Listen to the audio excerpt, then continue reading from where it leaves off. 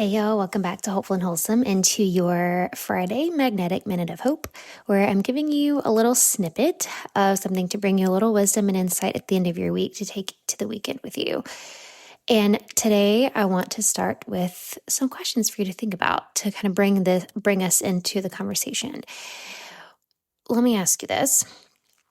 What if your healing didn't actually need to make sense right now? Do you ever find yourself immediately judging or trying to fix what your body is saying rather than listening to it?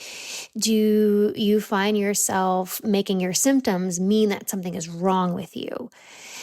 Do you criticize yourself when something in your body or your business or your life or your relationship doesn't work?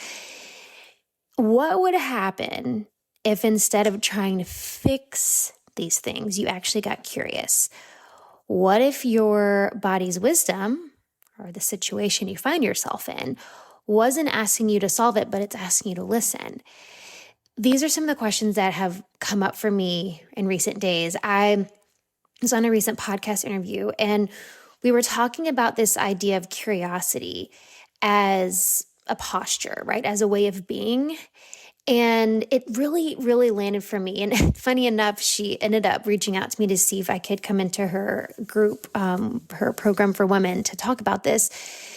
And it's such an interesting conversation because I think so often we've all been that woman, the one that grips too tightly to the outcome, to the path, to the why, to fixing. We're fixers, most of us. I think all women on some level, we're fixers. We want to fix things.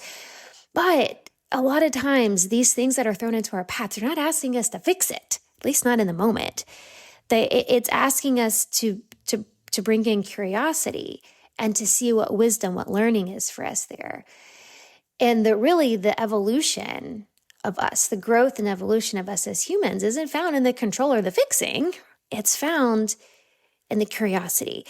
And so if we think about this way of being, a curiosity, when curiosity is open, it's neutral, it's expansive, it's receptive, right? And the opposite of that would be control or judgmental, right? It's contractive, it's reactive, it's panic, judgmental. I think I said that, right? That's kind of the dichotomy here. So curiosity asks, what is this sensation trying to tell me? What does my body need today? What can I learn from this symptom that's popped up? What can I learn from this business thing that didn't work? What can I learn from this hard conversation I just had with my partner, right? What pattern is playing out here?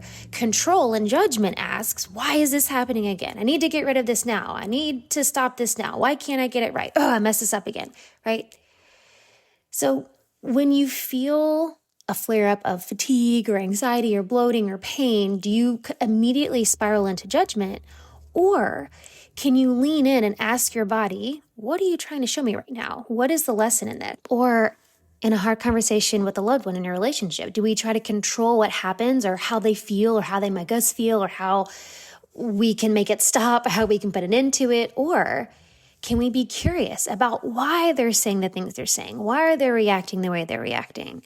Right? Curiosity gives us the space to really observe without attaching meaning to the situation, to us, to the other person, to whatever it is.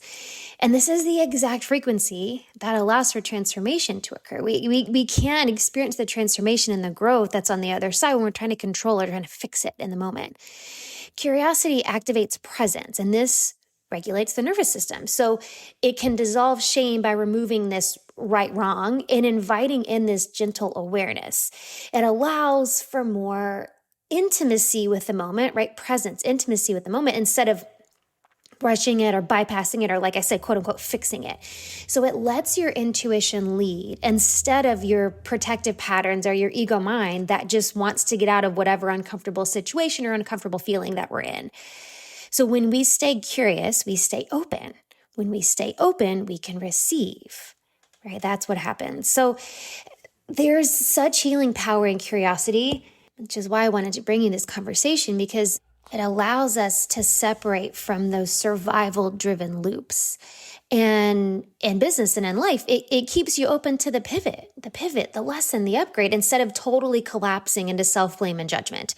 And I've seen that so often with so many of my clients when a program doesn't go as planned, a launch doesn't go as planned. The default response is shame and judgment. And trust me, I've been there. So I say this there is no judgment from me on this because I know what it's like.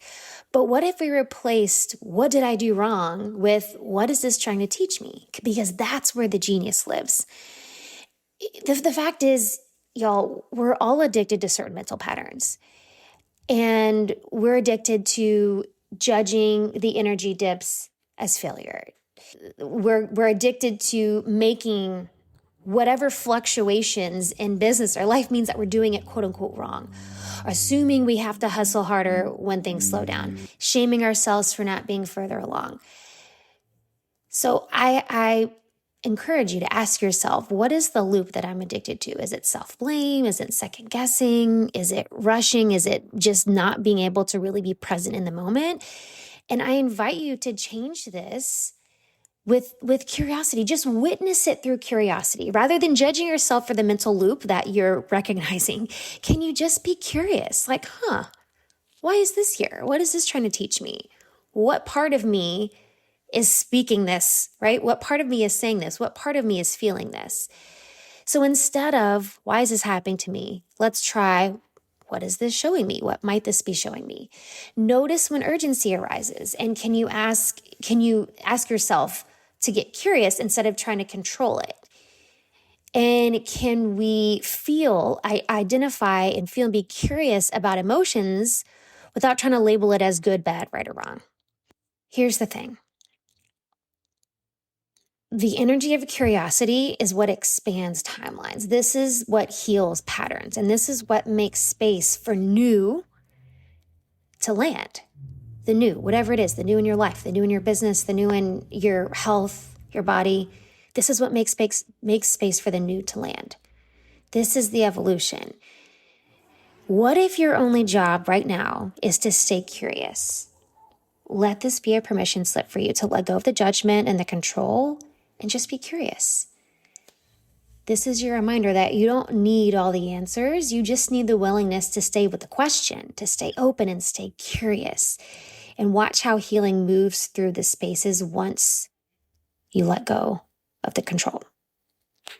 Have a great weekend, my friends. I'll see you next time.